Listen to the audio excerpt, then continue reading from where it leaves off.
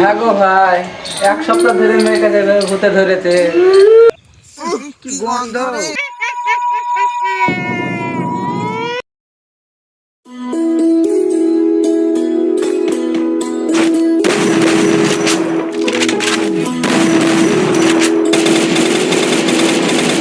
ওই ছেলে বাহাদুর, ওই বাহাদুরে, ওই বাহাদুরে, শুনতেছ না? কি বলছো? কি ব্যাপার রে? ওদের বাড়িতে এত হইচই, এত খাঁচা বাচ্চা করছে কিসের লেগে? ওই রাকিবের মেয়েকে ভূতে ধরেছে, তাই তো এত খেচা বাচা। চল দেখে আসি, চলো।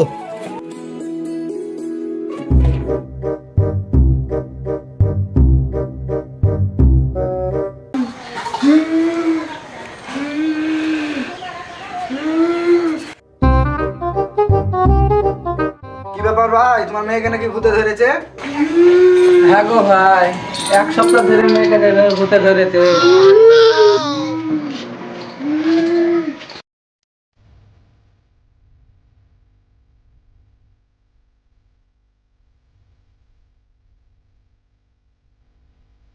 ইকবাল একটা বিড়ি দে তো খায়, খুব ঠান্ডা পড়ছে রে।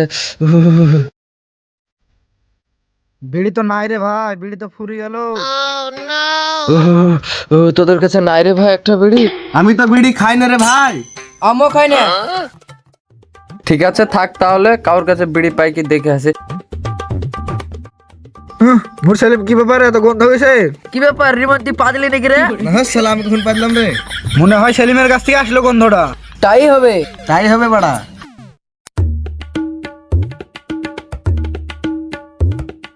কোথা থেকে আসছিস রে তোরা এত আঁকাবাকি করে?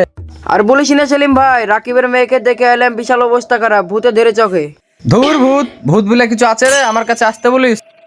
তুমি কত বড় অবস্থা, যাও রামকৃষ্ণর বাগানে রাতে। যেতে পারলে কি হবে? যাইতে বললে তোকে 5 কেজি মিষ্টি দেবো।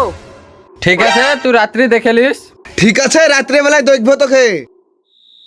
শালা 5 কেজি মিষ্টির লেগে শালা হনহনকে চলেছে আগে। তাই রে বাড়া, আমার কিন্তু গা ভুলকাছে। সত্যি করাই রে, বিশাল ভয় লাগছে, গা ফা ভুল কাছে। আমারও তো যাহাই ভয় লাগছে। আমরা যাবো না, এখান থেকে বসে এখান থেকে সব দেখতে পাবো।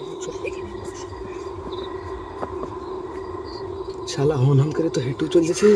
তাই রে, শালা হন হন করে হেঁটে চলে যাচ্ছে 5 কেজি মিষ্টির লেগে। সব কিভাবে যাচ্ছে দেখ।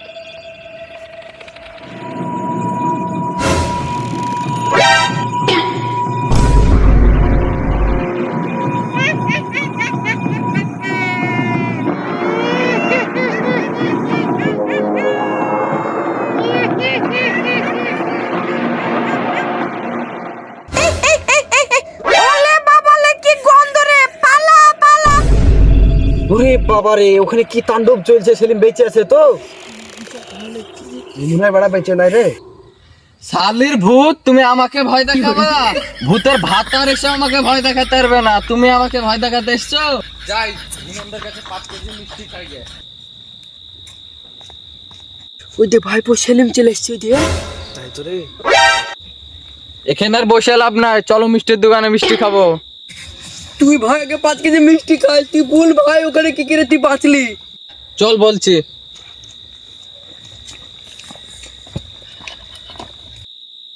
তাহলে কি হলো শুনবি তোরা? কি গন্ধ! এটাই তো ক্যালমা। তাইলে শোন, এই শীতে আমি 1 মাস গান, আমার গায়ের গন্ধতে ভূত পালি যায়। হ্যাঁ, মিষ্টি খাবো চ।